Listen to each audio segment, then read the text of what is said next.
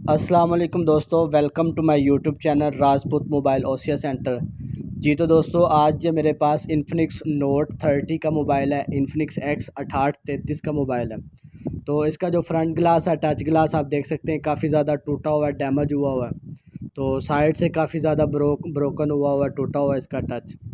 तो आज इंशाल्लाह इसका जो टच ग्लास है, टूटा हुआ टच ग्लास चेंज करेंगे, इसका मुकम्मल ओसिया करेंगे और स्टेप बाय स्टेप सारा इसका काम सीखेंगे कि किस तरह हम बिल्कुल आसानी से, बिल्कुल इजीली एलसीडी को बचा के तो हम अपना जो ओसिया कर सकते हैं, फर्स्ट ग्लास चेंज कर सकते हैं। तो यहाँ पे सबसे पहले इसको मैंने गर्म किया। गर्म करने के बाद, अच्छे से गर्म करने के बाद, अभी यहाँ पे ब्लेड के इस्तेमाल से मैं इसकी बैक को रिमूव कर लेता हूँ। तो यहाँ पे इसकी जो बैक है बिल्कुल एहतियात से रिमूव करनी होती है। एक तो इसका कलर डैमेज नहीं हो, और दूसरा ये बैक टूटने का ख़तरा होता है। तो इसलिए इसको बिल्कुल एहतियात से यहाँ पे रिमूव करना होगा, बिल्कुल एहतियात से उतारना होगा। तो यहाँ पे मैंने पहले ब्लेड का इस्तेमाल किया। अभी जो 90 पेपर होता है, हार्ड पेपर, उसको अंदर डाल के तो इसकी बैक को मैं बिल्कुल ईज़िली, आसानी से रिमूव करने की कोशिश करता हूँ। तो बिल्कुल एहतियात से यहाँ पे रिमूव करूँगा ताकि इसकी बैक डैमेज नहीं हो, बैक टूट नहीं जाए, क्योंकि ये बैक टूटने का भी ख़तरा होता है। तो यहाँ पे बिल्कुल एहतियात से, बिल्कुल आराम आराम से मैं पेपर को आगे की तरफ लेके जाऊँगा और बैक को, इसकी इसकी बैक को बिल्कुल एहतियात से उतारने की कोशिश करता हूँ।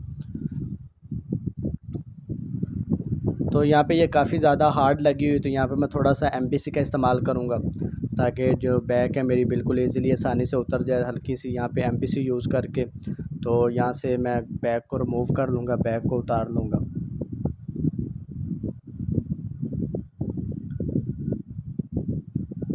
जी तो यहाँ पे आप देख सकते हैं कि इसकी बैक है जो रिमूव हो चुकी है। तो इसको बिल्कुल आसानी से, बिल्कुल एहतियात से मैं रिमूव कर चुका हूँ। कलर वगैरह डैमेज नहीं हुआ या बैक डैमेज नहीं हुई, टूटी नहीं है। तो यहाँ पे मैं बिल्कुल अच्छे से बैक को उतारने के बाद अभी इसको, मोबाइल को मुकम्मल तौर पे ओपन करने वाला हूँ। तो उसके लिए सबसे पहले इसके मैं सारे पेच वगैरह खोल लूँगा, इसके सारे स्क्रू वगैरह खोल लूँगा। तो इसके सारे पेच वगैरह खोल के तो आगे इसका मुकम्मल ओसिया करने वाला हूँ। तो यहाँ पे मैं थोड़ी स्पीड बढ़ा देता हूँ ताकि ज़्यादा टाइम ज़ाया नहीं हो, वीडियो ज़्यादा लंबी ना बन जाए, जल्दी जल्दी काम हो जाए। तो यहाँ पे मैं स्पीड बढ़ा के इसके सारे पेच वगैरह अच्छे से खोल लेता हूँ। इसके सारे स्क्रू वगैरह खोल के इसका जो बैक रिंग है, बैक कड़ा होता है, उसको रिमूव करूँगा, उसको उतारूँगा। तो आगे इसका मुकम्मल नेक्स्ट प्रोसेस करूँगा, इसका मुकम्मल ओसिया करूँगा।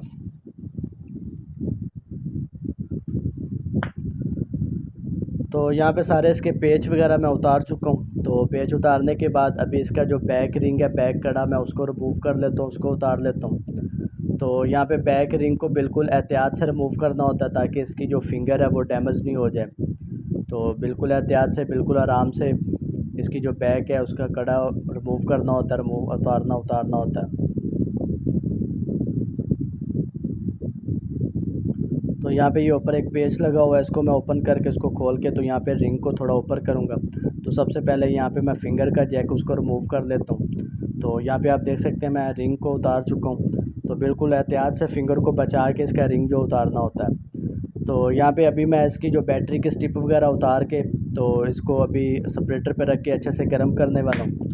तो यहाँ पे इसको मैं सेपरेटर पे रखूँगा, सेपरेटर पे रख के तो अच्छे से गर्म करूँगा ताकि गर्म करके मैं इसकी बैटरी रिमूव कर सकूँ, इसका जो डिस्प्ले है, पैनल है, उसको कड़े से बाहर निकाल सकूँ, रिमूव कर सकूँ। तो उसके लिए सेपरेटर पे रख के तो इसको अच्छे से गर्म करना पड़ेगा। तो यहाँ पे बिल्कुल अच्छे से गर्म कर लेता हूँ। अच्छे से गर्म करके तो अभी इसकी बैटरी को मैं रिमूव कर लेता हूँ।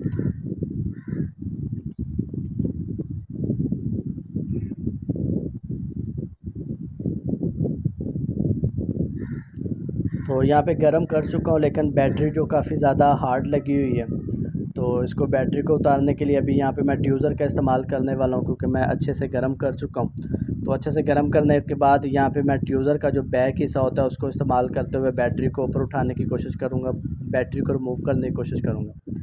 लेकिन ये यहाँ पे काफ़ी ज़्यादा हार्ड लगी हुई है, बैटरी रिमूव नहीं हो रही।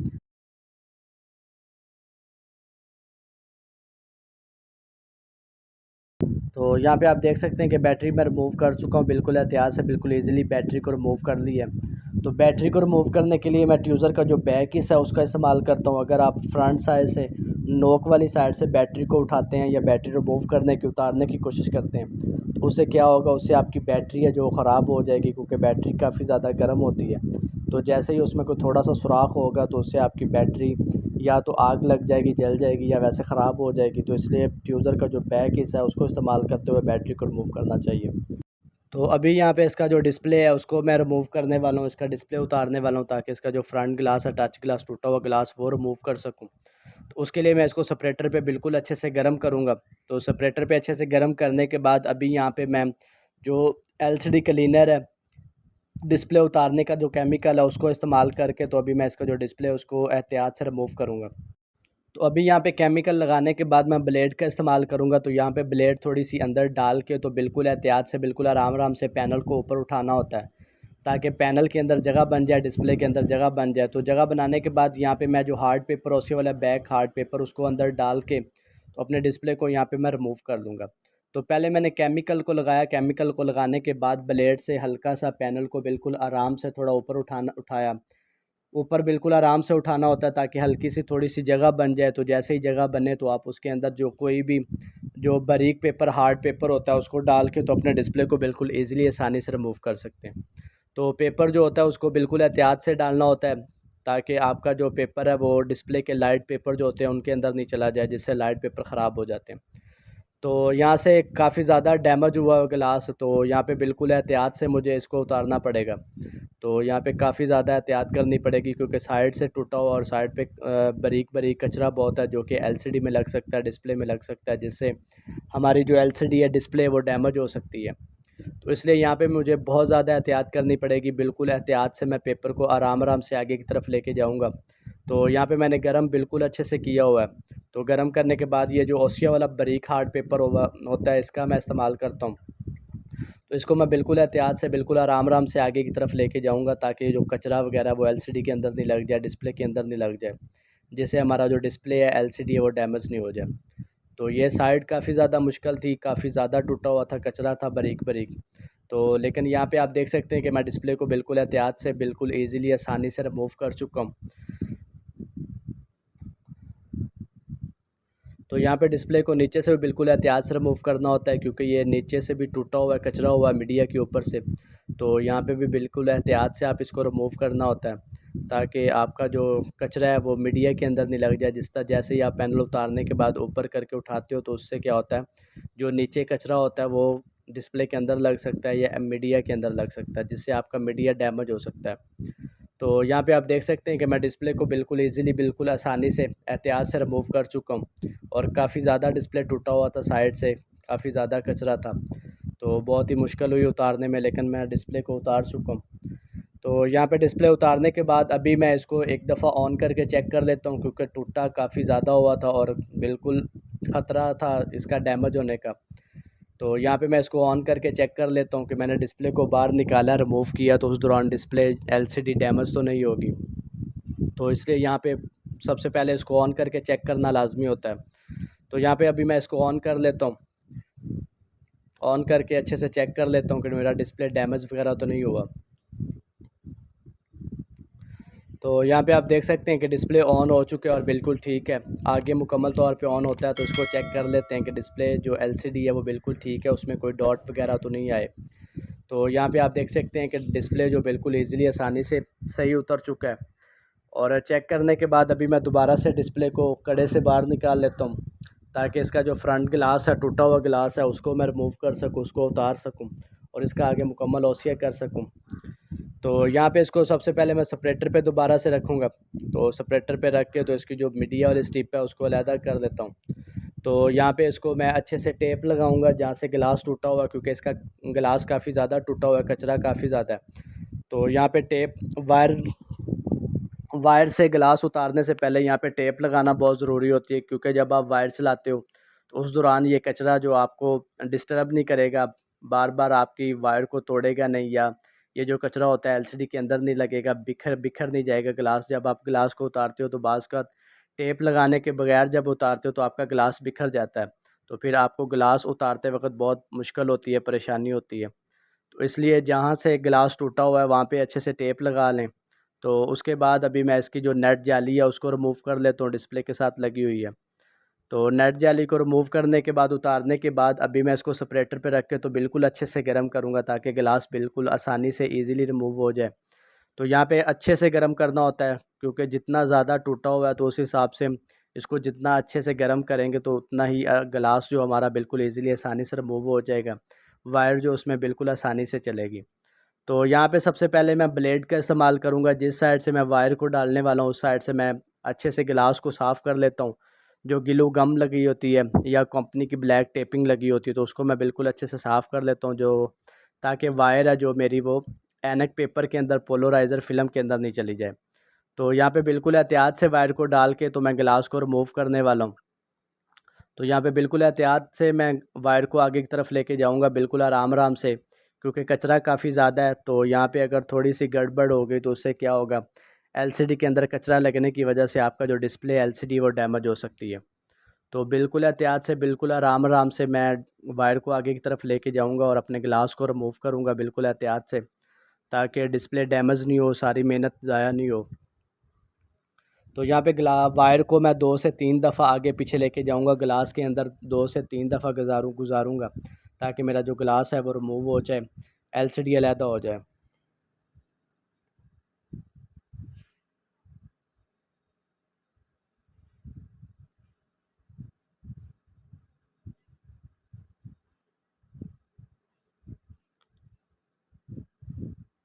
जी, तो यहाँ पे आप देख सकते हैं कि मैं गिलास को रिमूव कर चुका हूँ।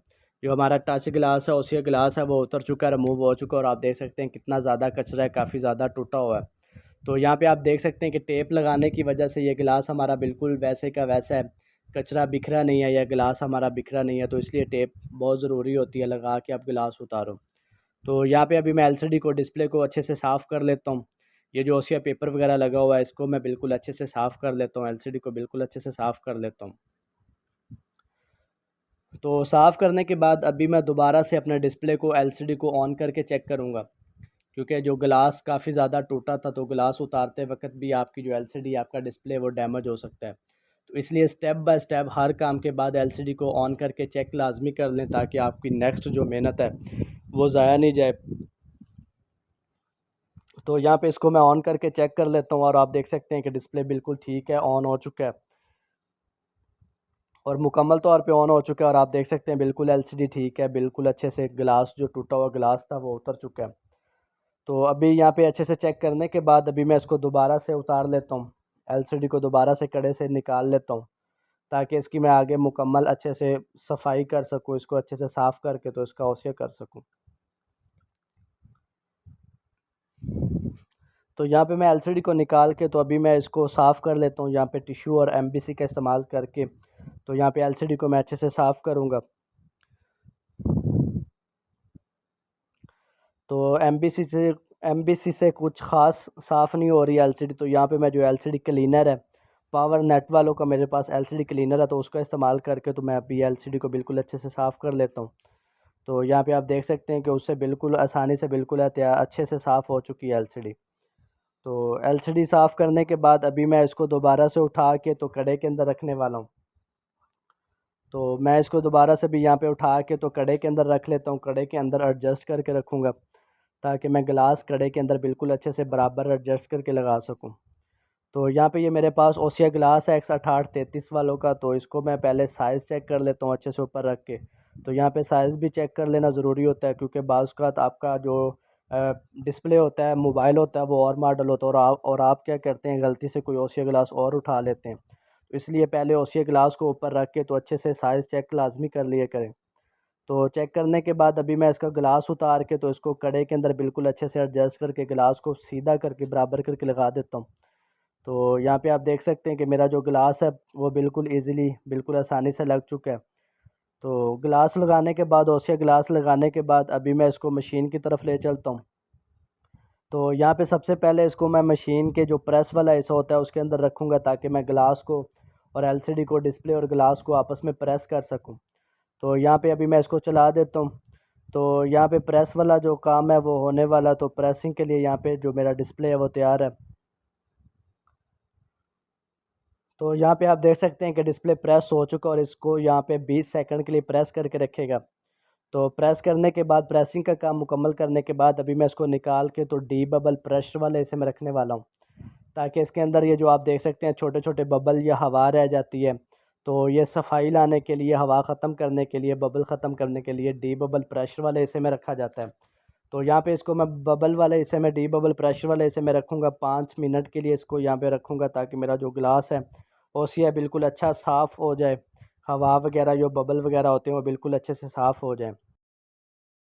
तो यहाँ पे आप देख सकते हैं कि प्रेशर वाला काम मुकम्मल हो चुका है। तो अभी मैं आपको अपना जो डिस्प्ले है वो निकाल के तो चेक करवा देता हूँ कि किस तरह का ओसिया हो चुका है, और जो हमारे जो इसके अंदर बबल या हवा थी वो ख़त्म हो चुकी है कि नहीं। तो यहाँ पे आप देख सकते हैं कि डिस्प्ले बिल्कुल अच्छे से ओसिया हो चुका है, बिल्कुल अच्छा ओसिया हो चुका है। इसके अंदर कोई हवा वगैरह या भी बबल वगैरह नहीं रहे। तो यहाँ पे अभी इसको दोबारा से ऑन करके चेक कर लेते हैं, क्योंकि मशीन के अंदर जब आप प्रेसिंग का काम करते हो, डी बबल प्रेशर वाले हिस्से में रखते हो, तो उस दौरान भी आपका जो डिस्प्ले है वो डैमेज होने का ख़तरा होता है, डैमेज होने के चांसेस होते हैं। तो इसलिए इसको दोबारा से यहाँ पे ऑन करके चेक कर लेता हूँ, आपको चेक करवा देता हूँ कि किस तरह का ओसिया हो चुका है। डिस्प्ले बिल्कुल ठीक है, डैमेज वगैरह तो नहीं हुआ। तो यहाँ पे आप देख सकते हैं कि डिस्प्ले मुकम्मल तौर पे ऑन हो चुका है। तो जैसे ही मुकम्मल तौर पे ऑन होता है तो इसको चेक भी कर लेते हैं। तो यहाँ पे आप देख सकते हैं कि डिस्प्ले बिल्कुल ठीक है, बिल्कुल अच्छा परफेक्ट ओसिया हो चुका है। तो सब दोस्त मेरे चैनल को सब्सक्राइब लाजमी कर दें। शुक्रिया।